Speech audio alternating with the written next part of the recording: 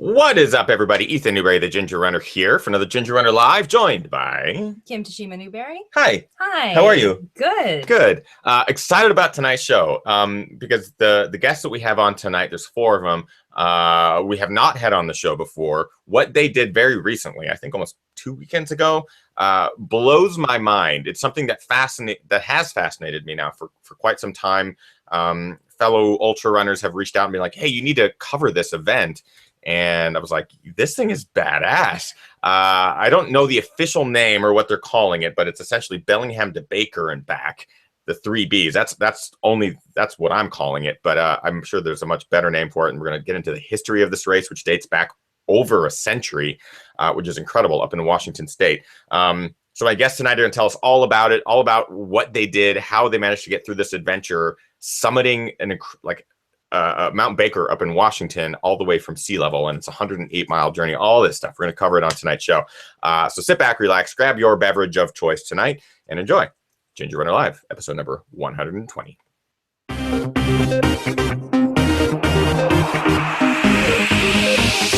Ginger Runners.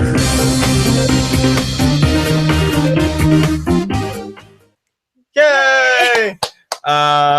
Welcome, everybody. Happy Monday to you. 6:30.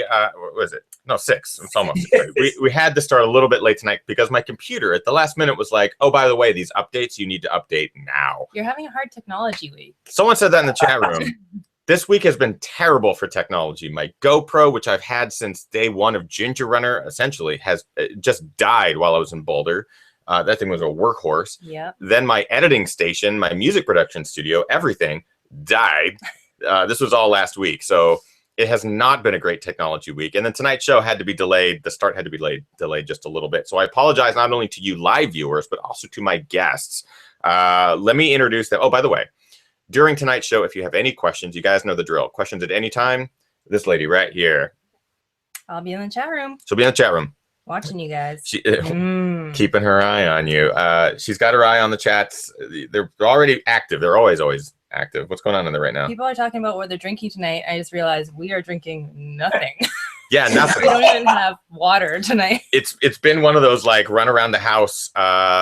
Babe, quick, we got to start the show. My computer decided to shut down completely and restart. Oh crap, where's the beer? So there's no beer tonight. Our hands are empty, but our guests tonight are taking advantage of the beer drinking. So they're enjoying beer on our behalf, which it's just so sad. And I'll talk about that later in the show. I am joined by, let's introduce them. I want to call you guys like a ragtag group of badasses, but I don't think ragtag is ragtag. It's not really a current modern, I don't know. You guys are badasses. How about that? We've got 4 guests on tonight's show. From our right to left, we have Dan Probst, Jesse Williams, Kevin Douglas, and Brian McConnell. What's up, gentlemen? How are you? Hey. Yay!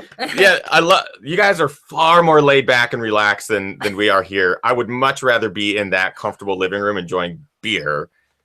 I was gonna say I feel like their chair situation is much more comfortable than ours. We are sitting on a cooler.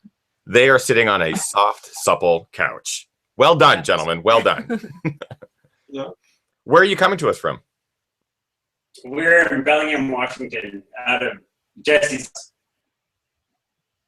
house, is that what you said? Lean forward when you answer, just because we want to make sure the mic picks up the audio. You're at Jesse's house in Bellingham. Yeah, we've had guests on the show before from Bellingham. It seems to be a mecca for all things outdoors, trail running and stuff like that. What drew you to Bellingham? Well, I actually grew up here since I was 3. So I just grew up looking at Baker every day. So it's about time we ran up that mountain, and that's kind of what brought me to where we are now. Yeah, for those who are not familiar, who maybe are tuning in for the show and want to know more about exactly what this is, can you guys explain this race? This is something that's pretty historic. Was around a century ago. Let's talk about the history of this thing, what it's called, just so I know what to refer to it throughout the show. So our run, since it's a group run, it's not a race. We just call it the Mount Baker Ultra Run. And it's based after a race that took place in 1911 for 3 years, from 1911 to 1913, called the Mount Baker Marathon. And it was a similar type where you would actually, back then, you'd start downtown Bellingham, you would jump either in a Model T or on a train, and then you'd race out to the trailheads at Baker, and then you'd either run 28 or 32 miles to the summit of the mountain, then back to your car, train, and then race back, and was counted against you. And so whoever made it back to the Bellingham Chamber of Commerce was the winner. And so they held that race for 3 years.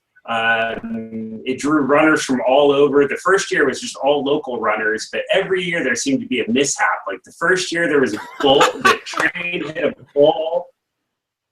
The second year, like one of the cars ran into the crowd, and then like the last year, 2 guys fell in a crevasse and had to get rescued. So it had its story every year. This is insane.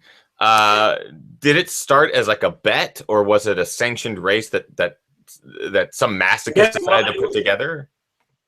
Yeah, it was a promotional tool to see, Bellingham they were trying to put themselves on the map. And so like the mountaineers and businessmen of Bellingham were trying to see what they could do. And, and there was more than, there was a bunch of eager locals. I mean, they weren't even professional racers the first year. These were just like guys that lived in the woods and, and climbed trees, were loggers and miners. And, they were just doing it because they could do it. They'd probably kick our ass if they were still around today, though, I bet. They were a bunch of tough pioneers, I think. Yeah, they ran up in cotton underwear and logging boots like this, They were pretty tough. Yeah, this sounds super reminiscent of almost the mountain marathon in Alaska, where it has this rich history, kind of this pioneer spirit. This is what's enthralled me about this event, was that it's not some recent time creator like, hey, let's see if we can actually put this together, but it's over 100 years old. There was a sanctioned race that included cars and transportation from Bellingham to the Mount Baker and up and down.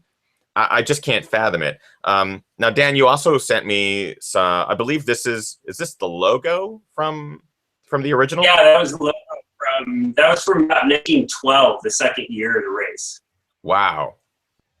And then you also sent this really great photograph, which looks like it's from 1913. Yep, that was the last year of the race. Is this the beginning or the end? Is this the finish line? Or what? Right downtown Bellingham. That was the Californian runner that won that. Westerland. That's awesome. This is so awesome.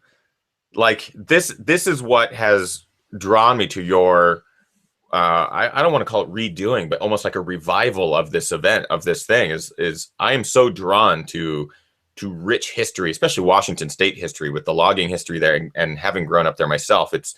It's just like kind of ingrained in our blood, having grown up in the trees and in the woods. And so to know that this event existed, which I didn't until about a year ago, I'm fascinated by this. So now in modern day, how did you guys find out about this event?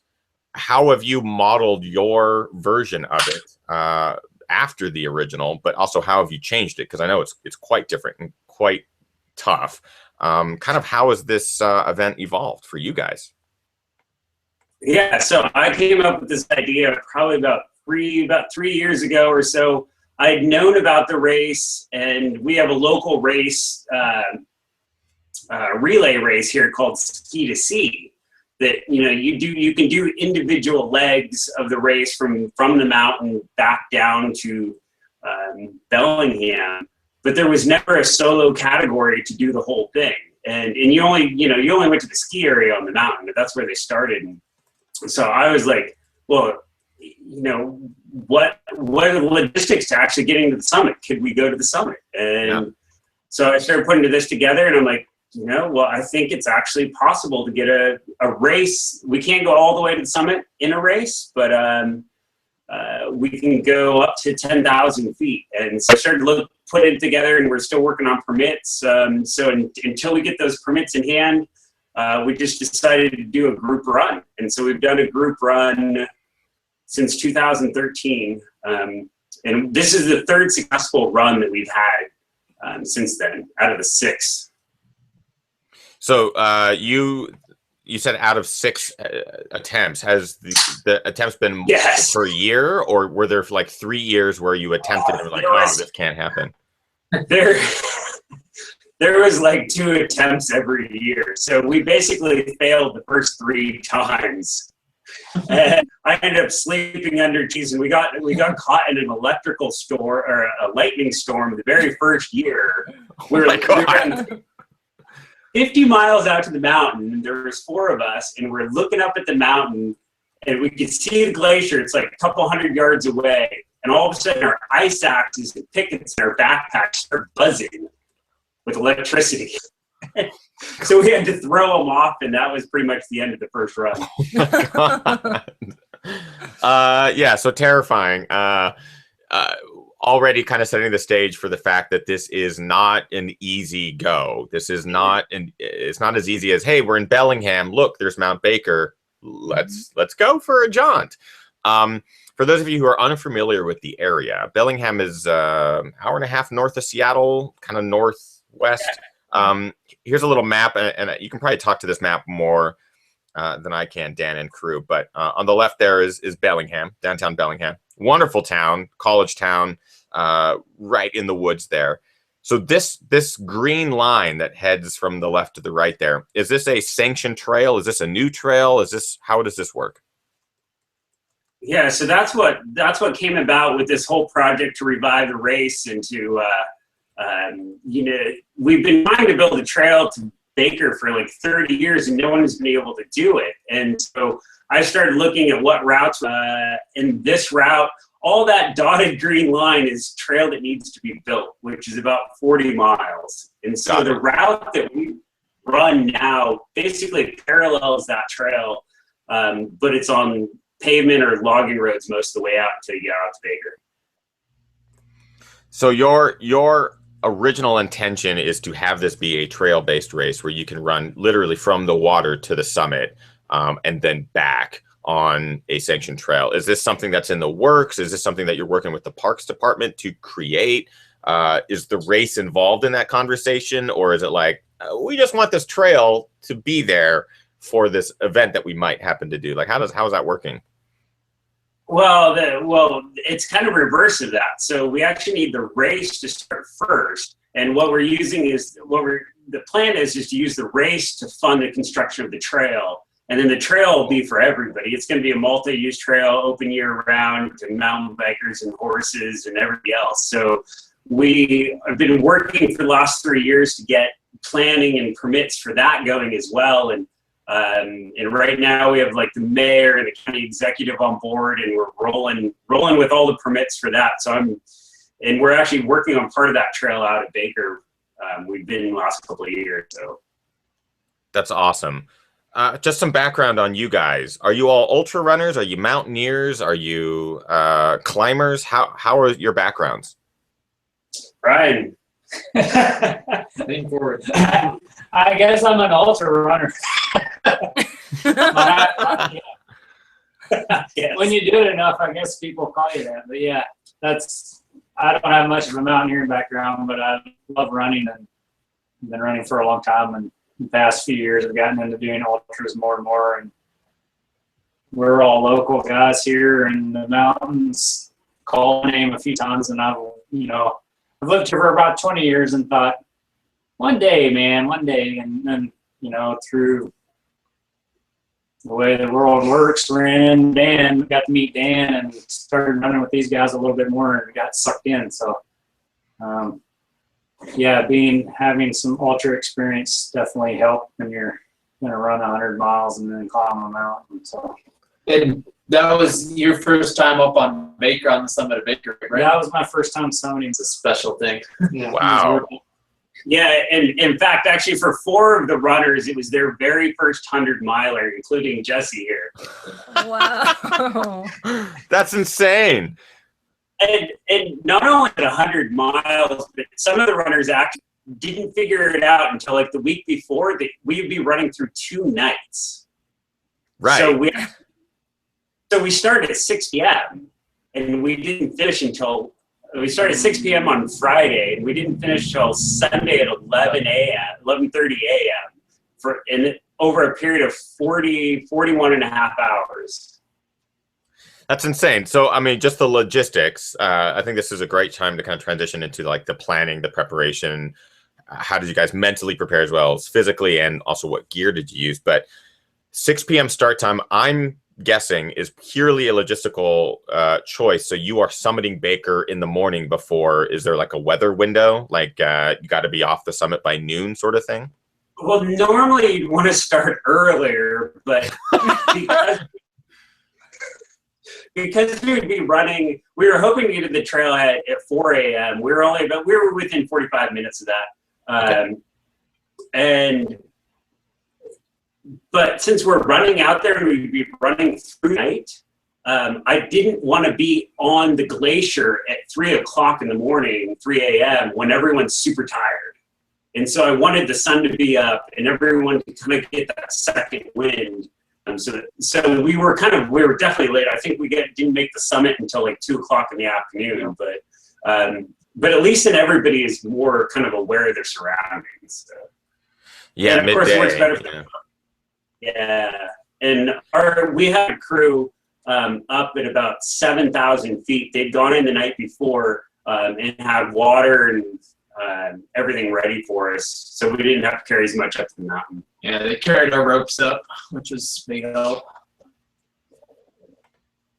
You said they carried the ropes up? Yeah, they carried the ropes up for us. Yeah, and they ate all of our bacon. What? That's awesome. I'm actually I'm gonna try to pull up this picture here. Oh, I didn't snag it, but I'll pull it in just a second. But you actually sent me a photo of the camp at the altitude there, setting up the night before, which I think is incredible. So logistically, how many feet of gain is this? Because you're essentially going from sea level to the top of Baker plus. And that's what people are actually asking what elevation Bellingham is at, and I believe it's sea level. For those of you who aren't familiar, I think there's a lot of overseas viewers. Yeah, there's a lot of international viewers on the show. So yeah, give us the lay of the land here, gents. On the map you showed, it's a good map, but what's not apparent is that Bellingham over there on the left side of the map, it's actually on the ocean. That tiny little bit of blue there, right at the edge of the screen, is actually the Puget Sound, which is salt water connected to the Pacific Ocean, where Bellingham's at sea level there. And then that Lake Whatcom that you see is at about 300 feet. So it's just a little jaunt up to Lake Whatcom. But then as you get closer to Baker, the hills get bigger. Yeah, they turn into straight up mountains. How much gain do you end up getting? 18,000. Jeez. And it's not, see, I also want to point out that it's not like 18,000 over the course of a couple miles. It's 18,000 in 50 miles, essentially. I know you have a big peak climbing back because it's an out and back. It's 54 miles to the summit, and then you turn around and come back down, and there's a mountain in the middle. That's insane. It's like it's 14 or 15,000 feet of gain in 50 miles. Yes, we only climb about 4,000 feet in the first 45 miles, and then it's 1,000 foot a mile for 8,000 feet. I'm laughing because that sounds terrible. That sounds terrible. That is so brutal. Here's the other thing is the main ascent is going up Baker, and most of that is like slogging through soft snow. That's like running through pea gravel when you're a little kid in the playground. You know, it's when you're on Baker and the sun hits that snow. It's each foot you ascend is a lot more work than running up a vertical foot of normal trail. Yeah, you don't have solid footing, I can imagine. And this is a photo. This is a photo to kind of give you guys an example of this. I'm guessing, are you guys tied together at this point and you have all the safety lines and stuff in place? Yep.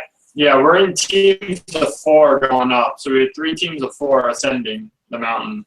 Okay. That is incredible. That is incredible. Yeah, the chat room's freaking out about the amount of gain. Yeah, like you can't just go, oh, it's 18,000 feet over 108 miles. That's not how this one works. This is completely different. It's bonkers. So logistically, you guys are going into this knowing all of this. Do you have to plan your day around weather windows? Do you have to educate everybody on mountaineering styles and like that sort of teamwork and ice axe self-rescue and stuff like that? Are you guys all educated in that? Yeah, absolutely. So that's the most tricky part of this whole thing is making sure we have a mixed team, because not everyone on the team is mountaineers, and so we had a good mix of mountaineers on the team to make sure that everything was safe. And yeah, we couldn't go in any adverse weather conditions. It had to be perfect, and it absolutely turned out to be perfect. Like we were actually baking on the mountain. Yeah. Wow. Were there any reservations at all? Were there any moments leading up to this day where you're like, oh, this isn't going to work, or this day is bad, or, you know, I'm not fit, or anything like that? So, yeah, the Cascades have like a 50% success rate. So this would be the 3rd year that we had good weather. So I was really like concerned, like whether or not, you know, we would, yeah, because basically a weekend before or a weekend after, we couldn't have done it. And so we just completely lucked out. Yeah. And for this run, you're kind of going for a better weather window than the average mountaineer would want, because for a bunch of runners who are going up there in shorts and who've been already run 50 miles and are possibly somewhat delirious and everything, you don't want to be going up in a storm. Like hardcore mountaineers might go up the mountain in a storm, but for us runners, we need to be in the daylight, and have kind of everything in our favor. So, which it was beautiful going up. Yeah, and I'm not going to downplay the fact of the difficulty of this. I don't want it to sound not that what you said doesn't sound like that, but just because someone's a runner doesn't mean this is going to be easy. And I think even on like a perfect weather day, it's still it sounds so difficult, guys. What you did. What the first question that I asked, knowing that you guys a majority of you guys successfully managed to do this. My first question was, did you all do it together? Were you a part of a team moving through the forest leading up to Baker together? Did you all go at the same pace? And how did you balance the pacing, just knowing that you might have people of different skill levels? Yeah, we stayed from the beginning. We wanted to stay as a group. Pretty much walk all the uphills to help stay as a group, and then jog the downhills, and pretty much we wanted to stay as a group. I mean, occasionally you'd separate a little bit, but the goal was to stay as a group to make it to all the drops that we had at the designated points that we had along the way. So you had designated points of were they like drops as in food drops, water drops, or drops as in this is a place where if you needed to step out, you could? Well, we had a crew that follows along, and we would tell them they were stopping about every 5 miles for us, 5 or 6 miles depending on where the pullouts were. Cool. We had 2 vans follow, one for gear, one for food. They'd pull stuff out for us. We would quickly get stuff. We get about usually between 5 and 15 minutes, grab stuff, and off went. And we do that all the way to Ridley Creek, and then from there we switched over to our mountaineer gear, and then we headed up the mountain. Did you end up carrying? We have a lot of questions here regarding gear. We'll get to some of the specific questions that people have been asking. But as far as starting this event, did you carry a certain number of calories? Like, did you plan on, oh, I need to be self-sufficient for 8 hours, and then I'll be able to resupply at a specific location? Did you have that plan, or was it I'm carrying everything and supplementing along the way? Yeah, so the great part about this, since there's not a trail, most of it's road, which I would have never chose to run in my life, but it's the only way to get out to the mountain at this point. Yeah. You know, and we don't need, in fact, so it's like, well, why carry anything if we don't need to? So yeah, we had support. In fact, Culture Brewing donated their beer van. So we were chasing the beer van all the way out to mile 45. That is awesome. We had a Westie with all the food in it was just like giant bear canister moving down the road with 12 people's worth of food in it. And oh man, our crew was making this hamburgers and bacon, and it was our crew is awesome. Every time, like I will forever remember that Westphalia van in my heart, because that was it. That was the thing when we see that, we know there was a big table with all our food set out. Somebody'd have the barbecue going, and there'd be either burgers or bacon or something grilling and sizzling and everything. And we'd get every rest stop. They weren't too far apart either. You know, they were painful parts of the run, but every time we come to those bands, and it was always a good everything we needed there, and they always had stuff lined out for us. So that's awesome. I want to remind live viewers, if you have questions for any of these guys during the course of this conversation, please jump into the chat room and ask away. Kim already has a couple here. What do we got? There's a question from Brian. What, if any, crampons did you guys use? And then there was another question from Tim. Did your mountaineer gear or any of your gear include snowshoes? I was curious about this too. Did you go for the crampons, micro spikes, or did you go alpine shoes? Did you have to swap, stuff like that?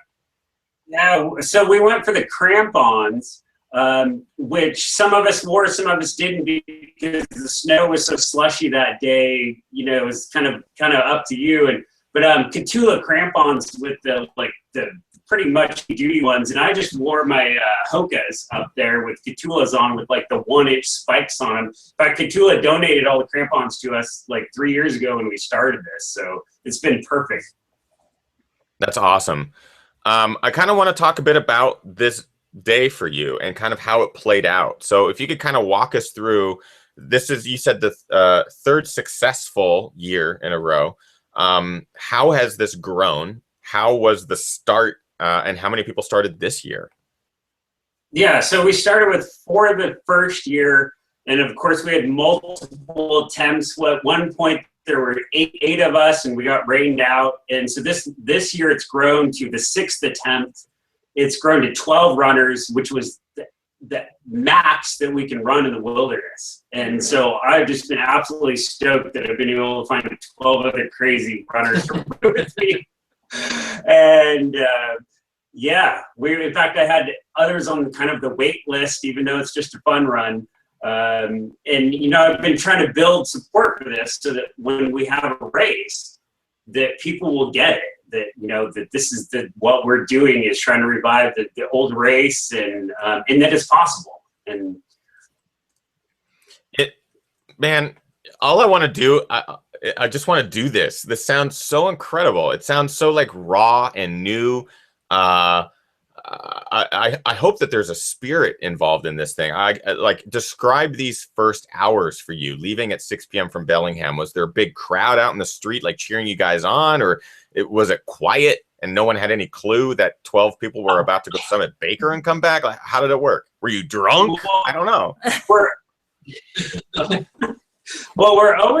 I've been trying to grow this thing. So yeah, I've been like pumping it out there. And, you know, so there were people or something that saw the start of it, at least 30. There's a crowd. Yeah. And, you know, and we actually had live tracking the whole time too. So if you already knew what was going on, you could follow our little live tracker all the way out to the mountain and back. And in fact, he had a little icon for when we were moving or when we were sleeping or not moving. But yeah, you know, the first, just getting out of town is great. In fact, the first couple hours when we left town, we were supposed to run by Culture Brewing because that's where our van was. They were going to take some, you know, we had some guys taking photos and stuff. Well, I ran past where we were supposed to turn off. So we actually had to go do a loop back and around and do an extra mile around Culture Brewing. No big deal. Before we actually head out to the mountain. So if you look at our track, it kind of goes in circles before we leave town. The first few hours were, I mean, at this point, is the adrenaline just pumping? Are you guys excited to get started, or are you still anticipating Baker? You have this peak looming in front of you. What are those first like 6 hours like? Well, it started out, it's just a nice, warm, sunny afternoon, maybe a little warmer than, like, I ideal running temp. I'm sweat 80 everything. degrees. I prefer. I like my Pacific Northwest 60-degree, a little bit drizzly Yes. weather for running. But it was a beautiful afternoon. And you know, we can see Baker at a few times. We're heading through Bellingham, but the whole time until we're on the mountain and even climbing up the mountain, it's always deceiving as to how far away it is. So we knew that it wasn't looming in front of us. It was the journey between us and Baker that was looming in front of us. And so we started off at a slower pace than I'm used to running, Sure. which I knew we would. It's good. So just kind of taking it real mellow, even before we were having any hint of being tired or anything, you know, just not rushing through the 8 stops at the van, you know, just chilling out there, eating, hanging out and everything. So it was just kind of like a real lazy, sunny summer afternoon run starting off with, you know, already with like lots of water, you know, chilled watermelon coming out of the cooler to eat at the 8 stops and everything. Like, I was like, whoa, this is cool. Yeah. But, you know, we knew it wasn't going to be easy all the way, but to me, it was just kind of like nice, mellow afternoon run to start off with. Is there the anticipation that the first half is going to be the most difficult half? So once you finish that, did you feel any sense of relief, or do you have that mentality of summiting a mountain basically getting up is only half the battle? Did you have that kind of aspect as well? Like getting off Baker is just as challenging as getting up it? I find out coming down on slushy snow is actually, it beats you up more than you think. Yeah. So coming Really? down, was it 6 miles? And it's just downhill. It is downhill, but It sucks. I think, honestly, the road section out and back was harder on everybody than the mountain. Because when you're on the mountain, like, it's amazing. Like, you have just this incredible 360-degree view. You can actually see where we started when you get up to on the summit of Mount Baker. But the roads, you know, the trail, it's because the roads are brutal. Yeah, I can imagine the roads are, they're brutal. They beat you up a lot more than you would like, I'm sure. You sent me some footage. I'm assuming that there'll probably be some sort of project that you guys are working on based around this video-wise, but this is footage of the summit.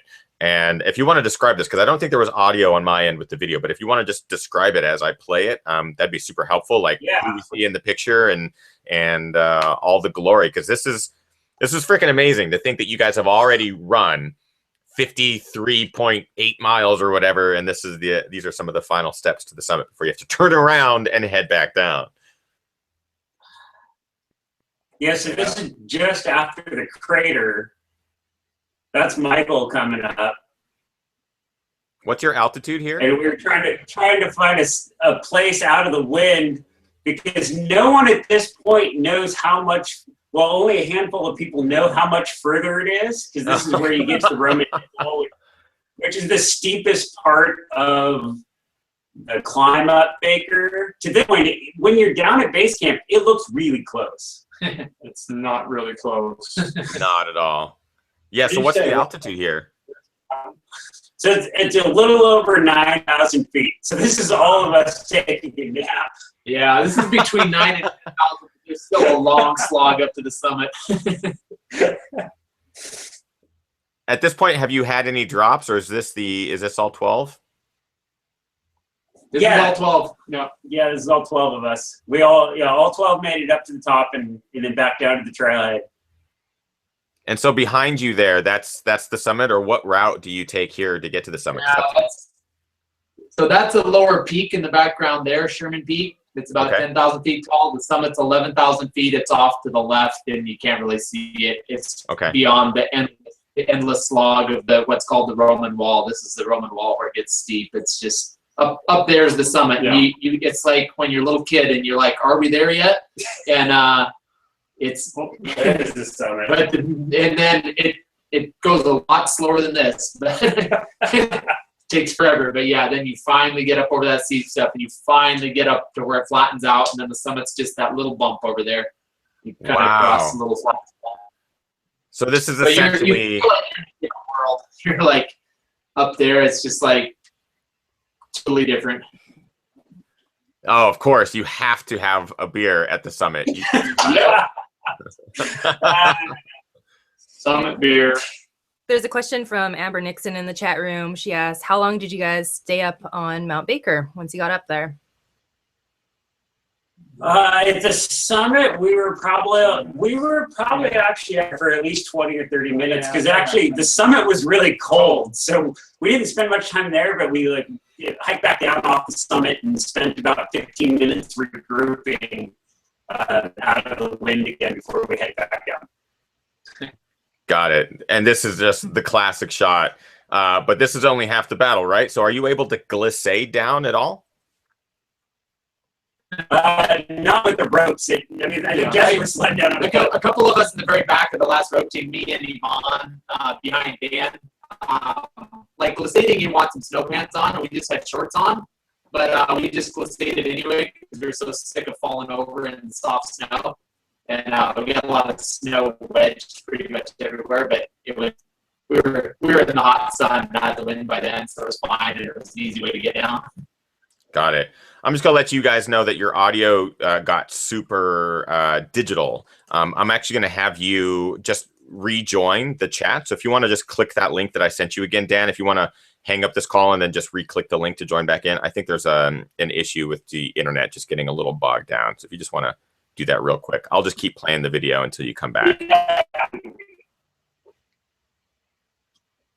So for those of you who are still watching live, that was basically the crew getting to the top of Mount Baker before turning around and having to come all the way back down into Mount Bellingham or into Bellingham off Mount Baker. Incredible. Mm-hmm. Absolutely incredible.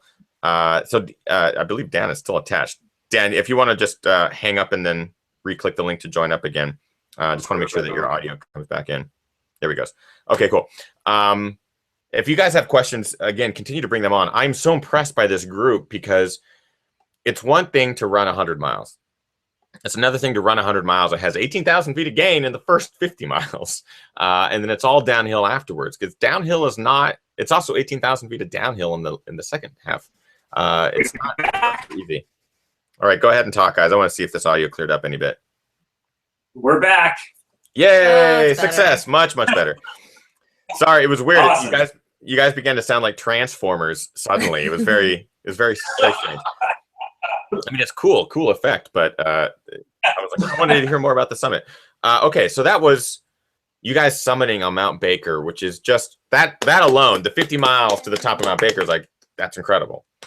But you guys had some fun coming down. Not only did you run down or let's say down, but I believe one of you decided to take a more adventurous route down, which I think this is what's really cool. I'm going to show you the video, and then if you guys want to jump in and explain.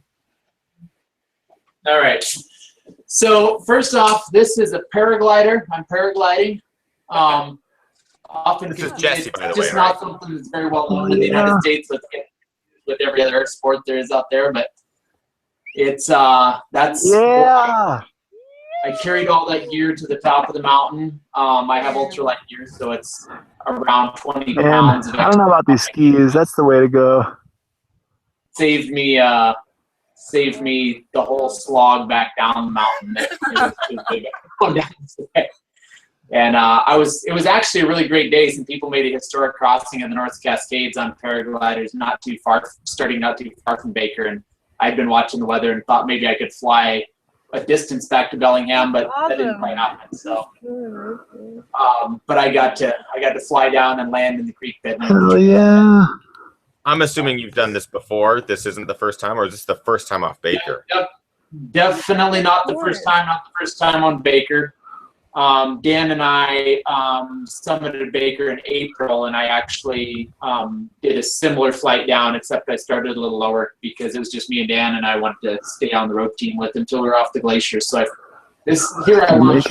Yeah, he's got it. And when Dan and I came down, I launched around 6,000 feet. But either way, flew down, landed in the same spot. So paragliding's my main thing. So.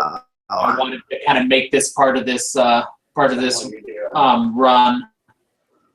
and I kind of cheated in a way because I skipped the long slog down through the soft snow, but I figure I earned it by carrying my extra 20 pounds of gear up to the top of the mountain and everything. I'm just gonna put this out there that every ultra I run from now on, I want to paraglide down. That looks way too fun. There should be more races. I mean, I'm going to do a race in Europe that's actually kind of like a mega ultra combined with paragliding.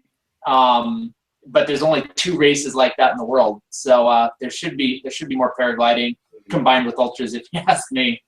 So it's actually cool. There's great questions already.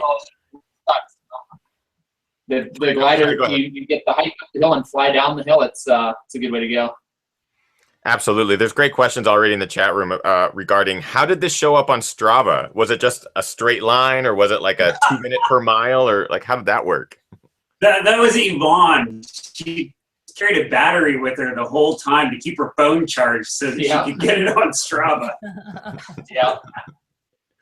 Well, the main question with the paragliding, who got down first? Did the runners beat you? Were you able to adjust your time and just kind of float? Who won? I got an extra 2 hour. I sat around and ate a burger and hung out with my friends, and then took an extra 2 hour nap that nobody else got with flying down. And that was after 40 minutes of screwing around trying to find thermals and see if I could cross the endless forest out towards Bellingham. But no, the glider is a way faster way down. That's how they originally invented back in the 80s, is kind of a mountain descent tool. But nowadays they're kind of efficient gliders. You can actually climb in rising air and fly long distance with them. It was also you could see a lot of ski tracks and stuff off the summit. Is that a pretty popular thing? Is to skin up and ski down? Yeah, definitely. There were surprisingly few people out there doing that when we were there, but there had been a fairly fresh snowfall, and it looked really good for skiing. The handful of people I saw going down were getting nice turns in the snow. So for the rest of you guys who did not get the benefit of paragliding down, the descent at this point, are you relieved? Because now it's kind of a downhill slog. Did you get that extra sense of adrenaline? Or were there major challenges heading back to the start/finish line? What was kind of the second half of this? I remember thinking coming down just after summiting that, okay, that was great. Everybody's relaxed, but I should keep my guard up, especially getting down off the glacier and not like get too chill and think, woo, it's over, because I always approach like races and super long runs, like the 3/4 mark is halfway done, right? And so I didn't look at this run any different, because 100 miles is a long way and a lot can happen and go wrong. Your body could break down or something like that. And then like right after I'm thinking this, on the summit, I was roped up with Kevin and these guys were showing a hole, and I like walk around the hole and I've been terrified looking at these crevasses the whole way up all day. And then I walk around this hole like 5 minutes after thinking, okay, good job, Brian. You made it up, but you still got to get down. And then I like plunge into my waist in a hole and caught myself. I'm like, okay, I'll climb out. But, yeah. So, no, I kept the mindset that it's still a long way to go, and I have to get back. So, well, that's the cool thing about back is you need to get back. Yeah. The cool end, that's the cool thing. Yeah. That's the challenge of the out and back. Yeah. So, yeah. Did you have to have a talk with everybody and just say, listen, this is awesome, but let's keep our guard up, or was everyone pretty on board with that already? Yeah, so we had a pre-run meeting the week before and tried to run everybody down through like what would happen if somebody fell in a crevasse or what to do. And pretty much if you don't know what you're supposed to do, don't do anything and wait for. In fact, we actually had an extra ski team up there that was separate from us in case something happened, because all of us, the 12, had all run through the night. So we had a backup team on the mountain in case something happened. So a big part of like bringing this race back and doing these runs is making sure that it is safe, as safe as we can possibly make it. That is actually that's kind of dovetailing into the answer of the question that I was going to ask, which is wanting this to be a race, wanting this to be something that draws people from around the globe in a competitive nature. How would you change, or how have you adapted this to be something that could grow to that scale? Go ahead. So we're super lucky. On the side of Mount Baker, there's a triangle that goes to 10,000 feet that's outside of the wilderness. And it, as far as I know, it's probably the only one in the lower 48 that you can basically snowmobile to 10,000 feet. And so you can also hold a race. And the Forest Service has said that we can hold a race to 10,000 feet within the triangle in that area. And so that's what makes this race up a glacier possible. And so for the race aspect of it, though, we're actually going to put fixed ropes on the mountain. We're trying to run 100 people for the race next year, if the last permit comes through for us, that we've been working on for years now. And yeah, the race will be much different. It's going to be a whole different. It'll be a one-way race out to the mountain, because we actually have to go a different route. We have to completely avoid wilderness because we're not allowed to run a race through the wilderness. Right. But there's still a natural recreation area on Baker. So we have a route, and now it's just getting those last permits. And yeah, the race will be a much bigger thing. But that's what we're trying to prove now, is that we can do it, and we can do it safe. That's amazing. That's amazing. Questions. I know you've got some questions pulled aside there, Kim. I do. Kimosabi75 asks, were there any altitude issues? Oh yeah, and Kibosabi, welcome back. People have been missing you in the chat room for the last couple of weeks. Any altitude issues up to 11,000 feet? I don't think No. so. Well, only badass sunburn. That's Yes. There were people who, there were some good sunburns off of this that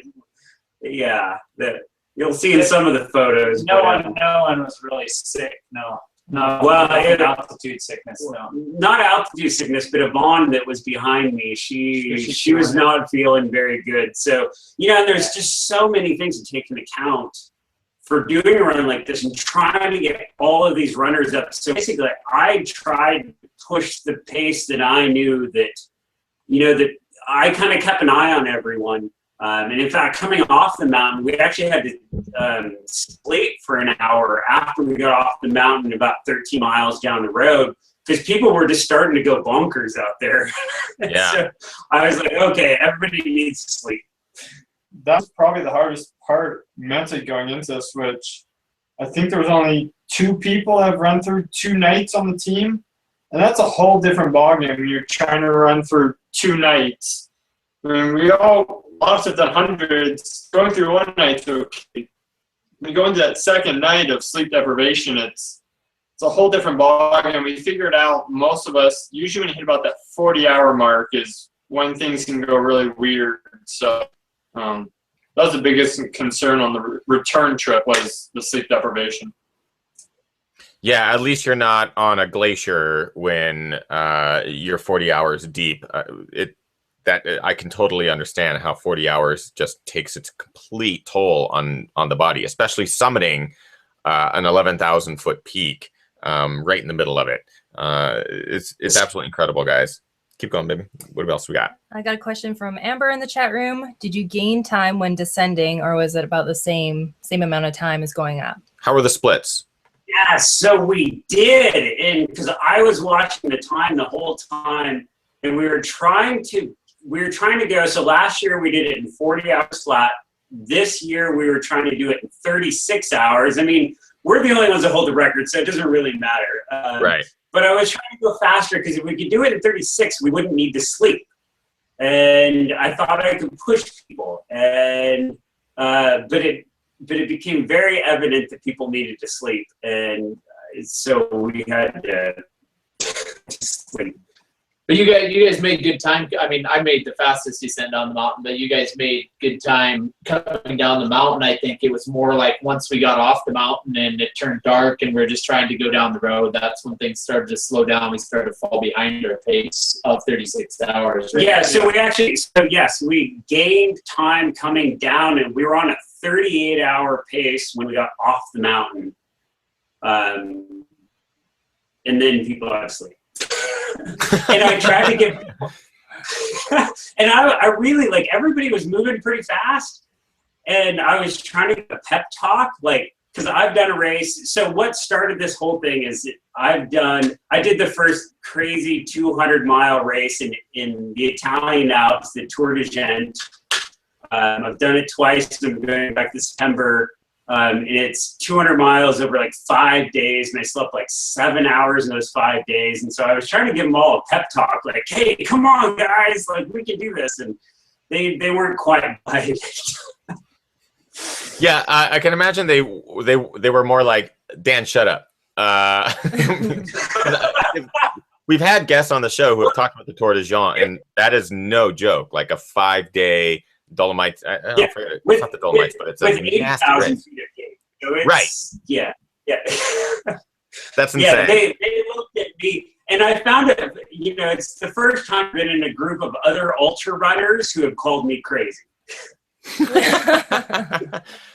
I'm actually really curious about gear in general. Like, what kind of shoes did you guys wear? Feel free to shout out your favorite ones that you were wearing for the whole excursion. Did you guys use hydration packs or handhelds? Did you guys have anything like that, or did you just rely on the vans for all that assistance? Let's talk gear. People love to talk about gear. So on the way out, I don't know if anyone used packs on the way out. I think it was mostly just handhelds, just to get some water, maybe occasional goop, because we had the vans.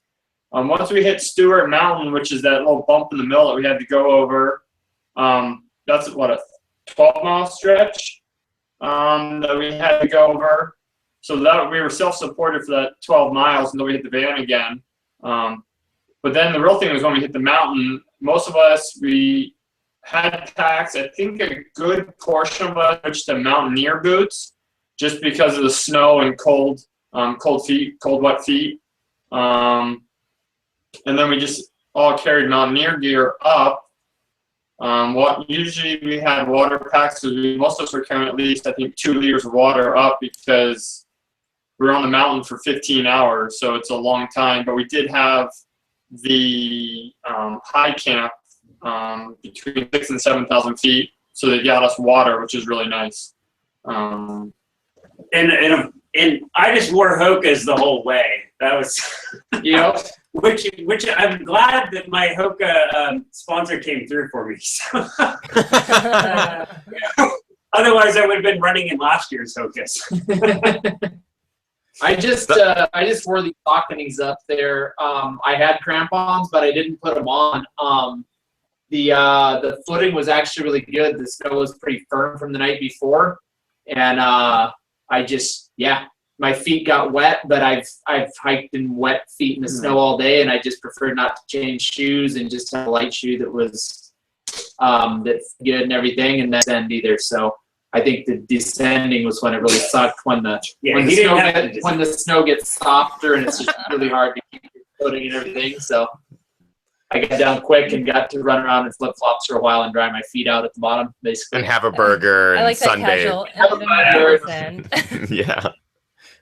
What about you, Kevin? I wore mountain. I actually switched and put on some mountaineer boots. I had a La Sportiva. I don't remember the modeling, but I wore mountaineer boots just for the stiffness and the ascending. I've preferred that when I'm on glaciers and snow. Yeah. Well, and Michael Plummer wore mountaineering boots on the mountain, but it inflamed his tendon, the anterior tibialis there, the tendon in the front.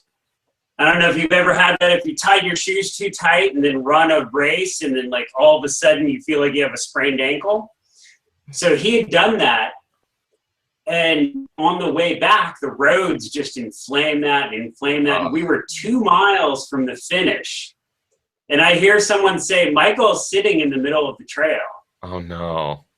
And I'm like, no, we're 2 miles. Like, come on. Like, we're all like feeling like, let's just get this done. And Michael's sitting back there, and we go back, and like he isn't seeing that he can't walk. Like he can barely walk. And so like we get people on each side of him, and we're like trying to get him to move, and we're all just like, come on, Michael, just suffer the last 2 miles. And after about a quarter of a mile or so, Rick Presser started talking into, if you just keep it loose, and you just keep working it, it'll just, the pain will go away. And sure enough, by the time we got the last mile, he was running down the road, and we were all working to catch up with him. And good. So we were all able to run across the finish. That's great. And Brian, I'm assuming ultras? Actually, no, these are my semi-office shoes. I'm a Merrill Trail Glove guy. Nice. Trail Glove 3 or whatever. But I switched to mountaineering boots too. And more mountaineering boots up the snow on the glacier, and change trail gloves on the road for the run. But Nice. I know a lot of people like to know about gear and stuff like that, so that's always really helpful for people. I think we got a couple of questions here, which I think we'll push into the post show. Okay. So I'm super excited for you guys. How many started and how many managed to finish? So 12 of us started, which was our max to go through the wilderness. And 11 of us finished. Suzanne, after getting off the mountain, she just with the sleep deprivation, and she had crashed her bike the week before, and she just was going a little loopy, so she ended up dropping there. But Suzanne was the first woman to finish last year when we did the run, so she'd already got a finish under her belt. That's awesome. And I'm assuming this is the finish line here, soaking up some of the water. Yeah, so it's one of, I've looked at all these ultras and done these crazy ultras around the world, and I think this is one of the few that you'll be able to do, if we can get it into a race, that you'll be able to do from sea level up a glaciated volcano and back. It's incredible. Absolutely incredible. Huge congratulations to all of you guys. And thank you, Chris Dupenthaler, I believe, for some of those photos there. I'm really curious, what can we do as viewers and fans of this? Is there anything that we can do to help support this becoming a race or helping the trail become a thing? Is there a way that we can email you and get in touch with you about how we want to get involved? Let us know, Dan. Yeah, so we started a nonprofit to do the trail. And so any letters of support that we can get and donations that we can get to build that trail, we're basically planning, it's going to take about 8 years to build this trail. You can email cascademountainrunners @gmail.com. And then if you want to find out more information about the race, which is a separate thing, you can email us at mtbakerultra @gmail.com. Awesome. And I'll be sure to put those links in the description too, so you guys can get a hold of those and use them however you guys want, and reach out to them and find out how you can get involved. This is something that I think is awesome. I think it has this really cool history. I think it's something that needs to happen. You guys are badasses for getting it done multiple years in a row. I'm excited to see how this thing grows and becomes a legend. I feel like there's nothing like this on the planet that I know of, let alone the US. So for something like this to even take place is like unprecedented. It's super historic, incredibly awesome. Thank you, gentlemen, for being on the show tonight. Stick around because we're gonna do a little bit of post show with these guys. We still have some questions that we pulled aside from the chat room here, and we'll just kind of rapid fire at them. For those of you who watched live tonight, thank you so much. Next Monday, 6 p.m. Pacific Standard Time, we'll be doing our Western States preview show with some fun guests, which you will not want to miss. Anything that I'm missing? I just want to also say thank you to those of you in the chat room who were able to make it out and come see us live last week in Boulder. That was awesome. It was really cool to actually meet some of you guys in person. We love seeing you guys here every Monday in the chat room, so it's fun to kind of actually see you guys live. Yeah, it was a last minute decision to do the live show in Boulder from Boulder Running Company, but it was totally worth it. We had a huge show out. We had a huge showing of locals in Boulder that got the last minute message and came down to the running store. The running store was like blown away. Thank you very much if you were there in person, and thank you very much for watching live if you watched last week's episode with Sage Canada. But stick around. We're going to do a post show with these guys here, ask them some of these residual questions that have been chiming up in the chat room. Thanks again for watching Ginger Runner Live, episode number 120, every single Monday. Right here on this YouTube channel. So make sure you subscribe to get the latest information and updates for when these shows happen and videos that get posted every Friday. And if you would like to help keep the lights on and the mics hot, please consider joining the Patreon crew. Go to patreon.com/thegingerrunner. And for as little as $1 a month, you basically keep this channel alive, keep it happening. So we highly encourage you to do that. And there's some cool perks on the back end as well, which are really fun, including fun art. All the Patreon supporters got this art last week. This is a piece that I created. It includes Mount Rainier, another Northwest favorite of ours. Mount Rainier and some lush North Cascades National Park forests and all sorts of cool hidden stuff that as a Patreon member, you get to know what exactly went into the making of that art. So consider joining the Patreon. That is it. Stay tuned for the post show. We'll be right back after this.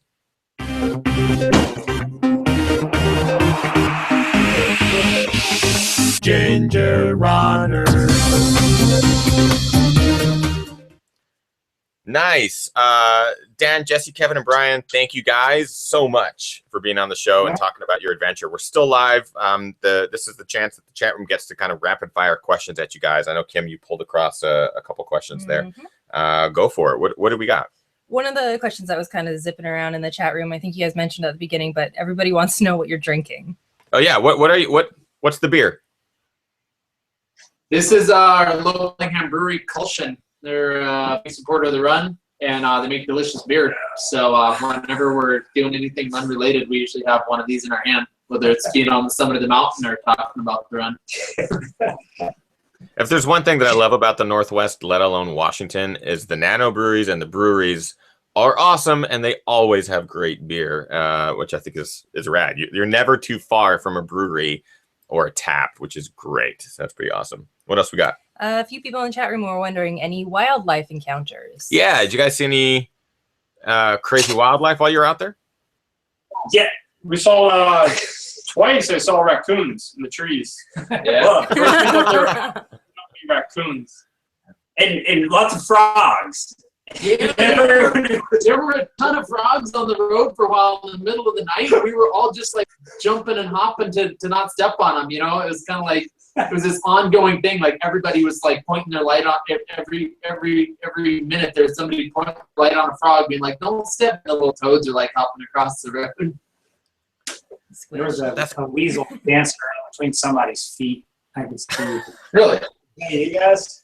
No, no. I think there were some I was hallucinations. I was not hallucinating. On the way down, I hallucinated. But no bears, no mountain lions, anything like that. Well, that you know of. There's too many people, too much noise. Yeah. What else we got, Kim? Kimasabi asked, how did you guys recruit people to crew you? Or were there just a lot of people volunteering to help out? Yeah, these friends of friends, local search and rescue type people, or how'd you get the crew? Yeah, so actually, well, one of them is my roommate. and he's actually, him and his brother are going to do this route. So now that we have done it, we're opening it up to anybody who wants to do this route, because it's a 100% public route. And so we're going to put the GPS track online, and if someone wants to go for a fastest known time, they can. But Did you talk about this guy yet? oh yeah, I forgot to talk about We're just this talking guy. about Culshan. So That's awesome. How did that come into play? I should have brought this up earlier. So everybody who does this route, so even though it's roads and stuff now, you know, we're trying to build a trail, and every year you come to do the race, there's going to be a little bit more of the trail. But everybody who does the route now will get their name on the Colshan keg.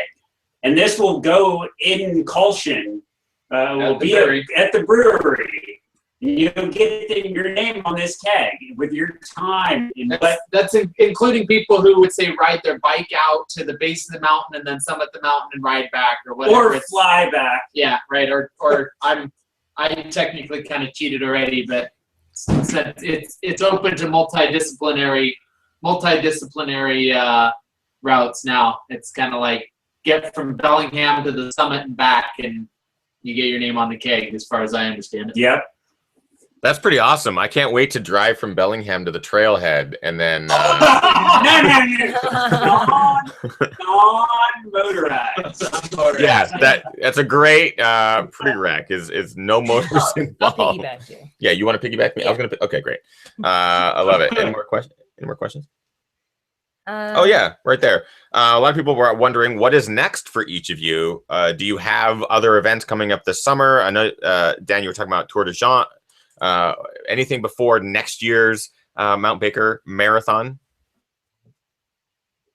So Jesse's leaving tomorrow to go to Europe. Yeah, I'm doing this.